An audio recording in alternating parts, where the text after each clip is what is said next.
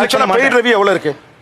எனக்கு தெரிஞ்சு இங்க இருக்கிற நாங்க யாருமே அதை என்டோர்ஸ் பண்ணதும் இல்ல, எனக்கு நடந்ததும் இல்ல. அப்ரோச் பண்ணவங்க எல்லாம் வேணாம்னு சொல்லியிருக்கோம். நான் என்ன சொன்னேன்னா, ஐயா ஒரு வாட்டி வாங்கிட்டா ரெகுலரா வாங்குற மாதிரி இருக்கும், ஏன் வேணாங்க மன்னிச்சுக்குங்க இப்படின்னு நான் சொல்லியிருக்கேன். இவனுக்கு is one of the highest paid reviewers இந்த கண்ட்ரி ரைட் நோ. இவன் ஒரு பெய்ட் ரிவ்யூன்ற கான்செப்ட் கிடையாது, கிடையவே கிடையாது. பெய்ட் ரிவ்யூஸ் இருக்கு. எனக்கு ஒரு பெய்ட் ரிவ்யூ வந்தது போன வருஷம் சார். போன வருஷம் வந்து ஒரு பெரிய ஹீரோ நடிச்ச படம். அந்த படத்தை எனக்கு கால் பண்ணாங்க. கால் பண்ணி நாங்க எங்க இருந்து கால் பண்ணீங்க, ப்ரொடக்ஷன் டீம்னு கேட்டேன்.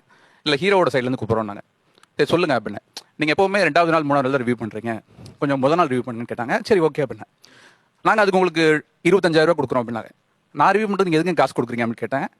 நீங்க வந்து பாசிட்டிவ் மட்டும் சொல்லுங்க அப்படின்னாங்க. இல்லைங்க அதனால முடியாது, படம் எப்படி இருக்கோ அப்படி சொல்றேன். இல்லை நீங்க பாசிட்டிவ் மட்டும் சொன்னீங்கன்னா நான் கொடுக்குறோம் அப்படின்னாங்க. அப்புறம் திரும்ப ஓகே நாங்கள் இல்லை அதனால முடியாது அப்படின்னு சொன்னோடனே திரும்ப கூப்பிடல. பட் அந்த படம் ரிலீஸ் ஆச்சு. ரொம்ப ரொம்ப சுமாரான படம். எல்லா எனக்கு தெரிஞ்ச ஒரு 80% ரிவ்யூவர்ஸ் வந்து அதுக்கு பாசிட்டிவ் ரிவ்யூ தான் கொடுத்துருந்தாங்க.